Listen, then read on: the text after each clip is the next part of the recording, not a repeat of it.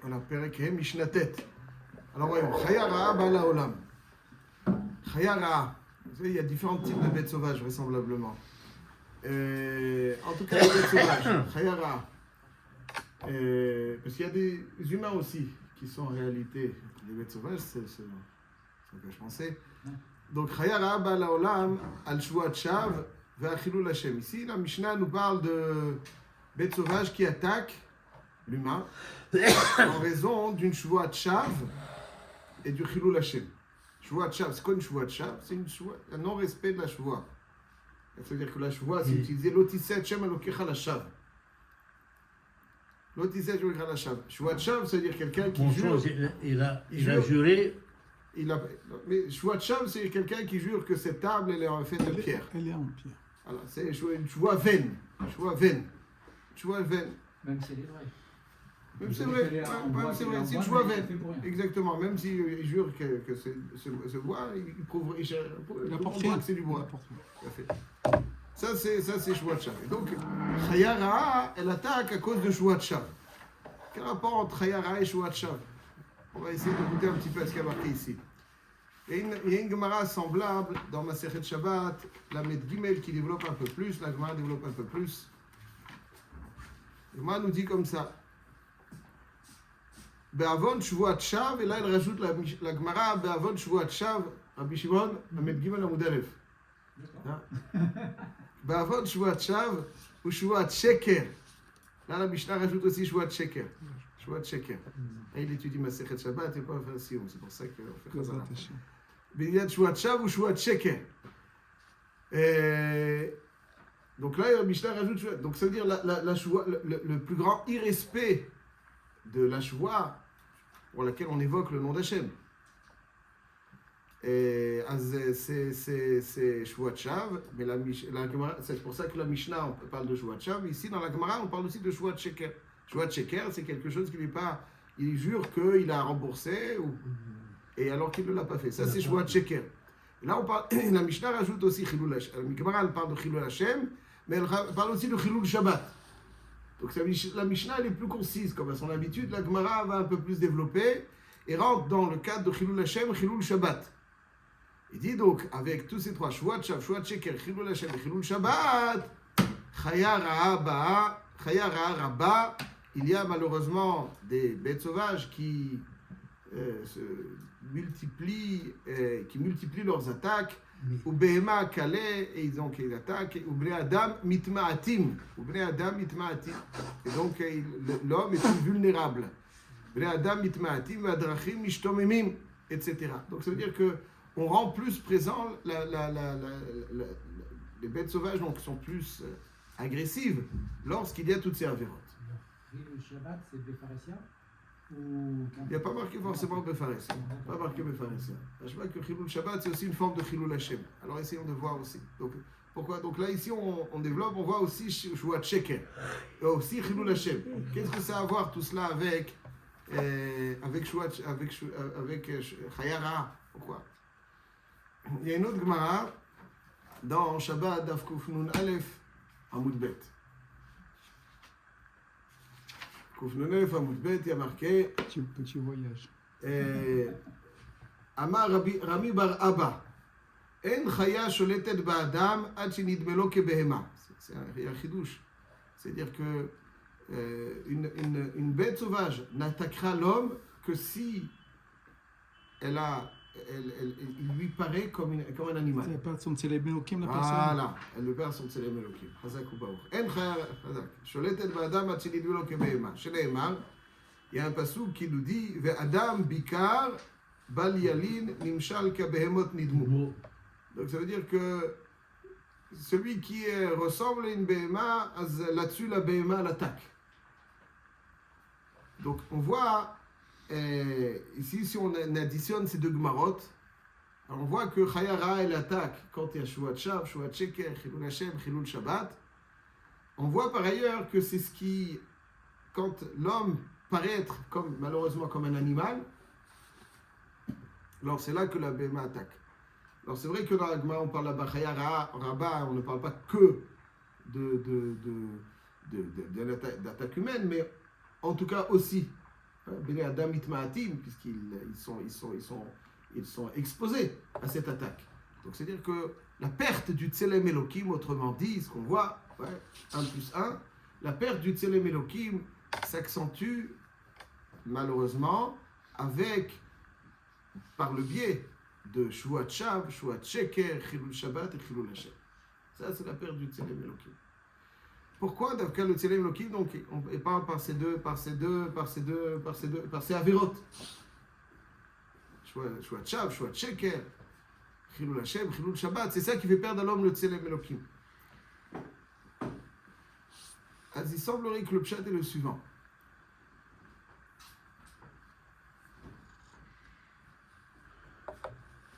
Disons les choses de façon plus simple, après on approfondit un petit peu.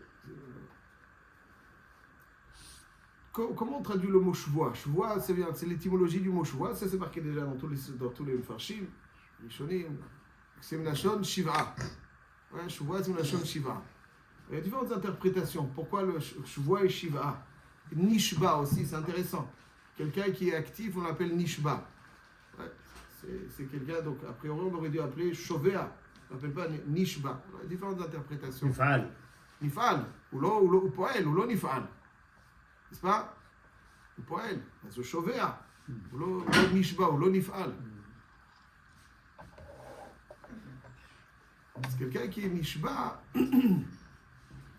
Le Targum Unkelus, entre autres, au début de Parashat Matot, il traduit le mot shvoa toujours par kiyam, quelque chose de durable, quelque chose d'inaltérable, quelque chose d'inéluctable, quelque chose de kiyam. C'est pour ça qu'on utilise le nom d'Hachem, Kivyachol, le nom d'Hachem. Et l'Otiset Shem le Kralacham, c'est pas de prononcer uniquement le nom, c'est de pas prêter serment en employant le nom d'Hachem. C'est-à-dire, dans la shvoa, on emploie le nom d'Hachem, parce que la shvoa, c'est quelque chose de kayam, de durable. Ouais? Quelque chose qui ne peut pas être mis en cause, qui est... Ça, c'est la shvoa. Ouais. Il y a des choses, des fois, on peut décider quelque chose et le lendemain, on n'est pas en forme pour le faire. Mais là, la shvoa, c'est quelque chose d'inéluctable. Donc, c'est pour ça qu'on utilise le nom d'Hachem pour dire... Le Shem Ishmuel nous parle, donc pourquoi on emploie le Shem Shiva, le Shem Ishmuel dans Parashat Matot, je crois, année Tavrei Shain Gimel, nous dit le Shem Ishmuel que le terme Shiva a la signification suivante, parce qu'en fait il y a Shiva Midot, il y a le Chochma Binadat, ça c'est le rationnel, mais il y a là où l'homme est plus fragile, entre guillemets, c'est dans son émotionnel, c'est-à-dire qu'il y a différentes tendances dans son émotionnel. Aujourd'hui il veut ça, mais demain il y a une autre tendance qui peut lui faire autre chose. Ouais, donc ça veut dire que c'est dans l'émotionnel en général que ça se passe. Si on veut, on peut. Mais la question elle est, on veut pas assez. Quand on peut pas, c'est qu'on veut pas assez. Et pourquoi on veut pas assez? Parce qu'il y a des forces dans l'émotionnel qui nous poussent vers autre chose. Quand on dit le Shem Ishmuel, quand on prend les 7 midot, parce qu'il y a 7 midot, n'est-ce pas? Il y a midot, ça c'est le rationnel, il y a 3, et après il y a Shiva midot. Ouais. Toutes les 7 midot qui constituent l'émotionnel de la personne, ils sont toutes soumises. Ils sont ralliés et soumises, ça c'est Nishba. Nishba, ça veut dire qu'ils sont soumises à la réalisation de cet engagement. Ça c'est Nishba. Sur toutes les 7 midot, ça veut dire que si je m'engage avec une mida, ben l'autre elle peut dire ok, elle veut autre chose. Alors aujourd'hui c'était la mida un tel qui prenait le dessus, demain il y a une autre mida qui prend le dessus, etc. L'homme il est ainsi fait, son émotionnel varie parce qu'il y a des fois des forces qui prennent le dessus, une autre force contraire qui prend le dessus. Mais quand quelqu'un il est nishba, ça veut dire qu'il soumet cette idée toutes les 7 midot, toutes les 7 forces qui constituent son émotionnel sont soumises à la réalisation de cet engagement. Et quand il ne respecte pas ça, finalement il discrédite le Tselem Elohim qui est donc cette midot qui le constitue. Ouais, ce qui fait partie évidemment donc Tselem Quelque Elohim. part, il enlèverait la conscience de Kadosh Baruch Hu en étant Shuat Shav, en étant Mechalel Shabbat ou. Alors, on a eu tout de suite ça, la chevoie, le pshat, il est parce que On est cette plus personne, Mikayem. parce que allez, c'est ça la grandeur de l'homme. Constant. Ouais, c'est-à-dire, en fait, et c'est ça, c'est-à-dire le respect et la crédibilité, l'importance de ce Tselem Elohim, c'est ça qui lui donne l'ascendant sur la bête. C'est ça qui lui donne l'ascendant sur la bête. Parce qu'en réalité, pour dire la chose un petit peu plus profondément, l'homme est constitué de toutes les forces. Il a en lui toutes les forces de la création. Toutes les forces de la création sont en lui. On le voit dans plusieurs endroits, mais dans une Mishnah des plus célèbres, Everaz Kanamer, Kalkanetcher, Katsevi, Gibor Kari, quelqu'un qui dirait que moi je ne suis pas arrogant, je suis né timide, frileux, j'ai pas de courage. On lui dit non. Parce que en toi, tu possèdes l'arrogance d'une amère. Peut-être qu'il n'est pas suffisamment musclé et développé, mais il est néanmoins existant. Et tu peux être aussi léger que l'aigle. Tu peux être aussi léger, même si tu parais lourd, très très lourd. Et tu peux être aussi rapide que le cerf, et etc. C'est-à-dire, l'homme, il a en lui toutes les forces de la création. Et si son Tselem Elohim maîtrise toutes ces forces, Azla, effectivement, parallèlement, ce qui se passe dehors, c'est que le Tselem Elohim maîtrise donc toutes les parties animales qui le constituent aussi, mais qui sont soumis à ce Tselem Elohim. Mais si au contraire, ce Tselem Elohim, qui constitue donc l'édifice spirituel de l'homme, qu'il a soumis à la réalisation de quelque chose, et qu'il néglige par faiblesse, c'est qu'en réalité, son Tselem Elohim est soumis à des faiblesses. Des faiblesses, ouais, qui sont. Et donc, si toi, en toi, tu mets l'ascendant du Tselem Elohim sur certaines forces, alors par rapport aussi à ce qui se passera dehors, ce sera la même chose. Ton Tselem Elohim prendra l'ascendant. Mais si en toi, les parties animales négatives prennent le dessus, ben alors c'est ce qui se passera aussi à l'extérieur. C'est-à-dire tu vides le Tselem Elohim qui lui impressionne la bête. C'est pour ça qu'on a dit que quand dans l'Orachaim Kadosh, comme on sait, mais ça c'est un Tselem Elohim, ouais, quand on l'a jeté dans la fosse à Lyon, il ne touche pas. Ouais, on connaît voilà. Pourquoi ? Parce que c'est Tselem Elohim. Tselem Elohim. Il faut que si c'est à Paris, etc. Là, ça se passe. La Shvuat Shav, c'est quelque part discréditer le Tselem Elohim. C'est discréditer le Tselem Elohim. Pourquoi ? Parce que j'ai soumis à la réalisation de cela. Et donc il y a des forces, des faiblesses animales, négatives, qui ont pris le dessus. Alors etc. C'est ce qui se passe. La même chose juste, je rajoute encore quelque chose. On sait que l'homme est constitué donc de ces deux parties, des faibles Goufaniot et de la grandeur du Tselem Elohim.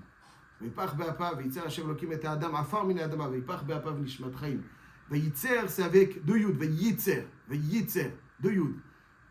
Yetzira Baolam Hazeh, Yetzira Baolam Haba. Yetzira Baolam Hazeh, c'est le gouffre. Yetzira Baolam Haba, de par sa constitution spirituelle, l'homme dépasse les anges, et par sa constitution matérielle, il est plus bas que la bête. Alors si lui, il apporte toute son importance à sa constitution spirituelle, elle prend le dessus. Alors il prend le dessus sur ce qu'il y a autour de lui. Mais si ce Tselem Elohim, c'est sa constitution matérielle qui prend le dessus, malheureusement. Donc, mais la bête, elle est au-dessus de sa constitution matérielle. L'homme, il est plus bas matériellement que l'animal. Si se laisse aller, l'homme, un homme bas est plus bas que l'animal. Un homme bas, il est plus bas que l'animal. Donc, il descend. Ça, c'est la raison pour laquelle, lorsqu'un homme perd son Tselem Elohim, il est exposé donc à une attaque animale. C'est pour ça que la chevoie, c'est ça qui est le non-respect de la chevoie, que ce soit chevoie de Shav, qui est encore un manque flagrant de respect à ces. Ouais, ou chevoie de Sheker, évidemment. Chilul Shabbat, le Shabbat, c'est l'âme de la Bria. Le Rachaim Akadosh, il dit qu'Akadosh Baruch Hu, il a mis, comme un téléphone, il est chargé par un nombre d'heures. Et après, bon, voilà.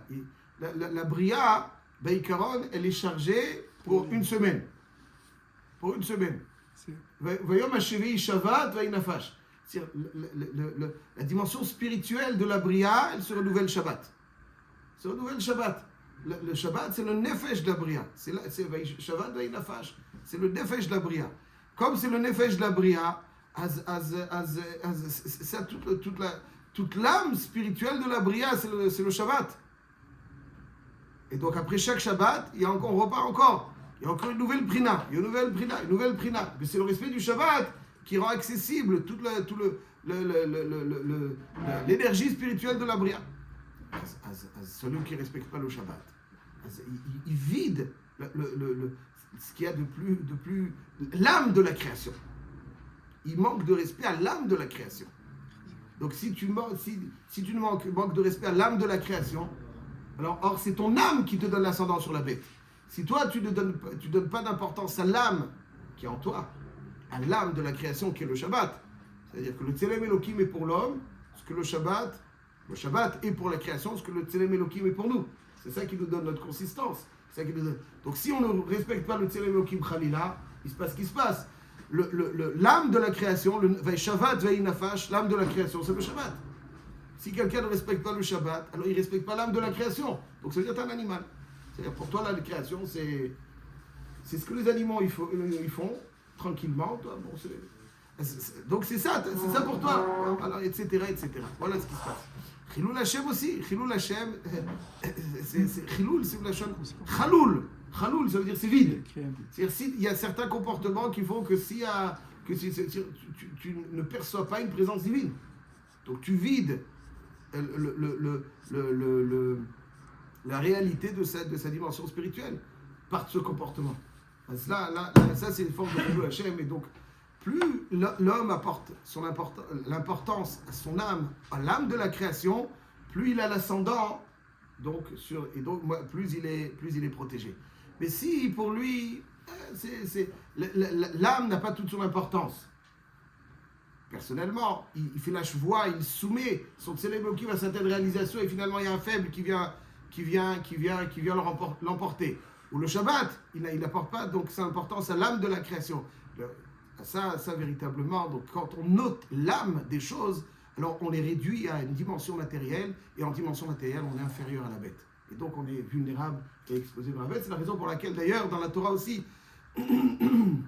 la Torah nous parle des lois des béhémotes purs et impurs dans Parashat Shemini, des lois de pureté et d'impureté de la bête, et seulement ensuite des lois de pureté et d'impureté de l'homme. Pourquoi ? Parce qu'on lui dit à l'homme, si tu es Metzora, si tu es ce que tu es, la bête elle est au-dessus de toi. Elle est au-dessus de toi, c'est-à-dire que l'homme il peut être au-dessus de la bête ou inférieur à la bête. Ça dépend de lui. Quand il donne toute sa importance à l'âme, il est au-dessus, donc il n'est pas. Et si Khalila, il ôte l'âme des choses et de lui-même des choses, donc il est inférieur, etc. Voilà ce qui se passe.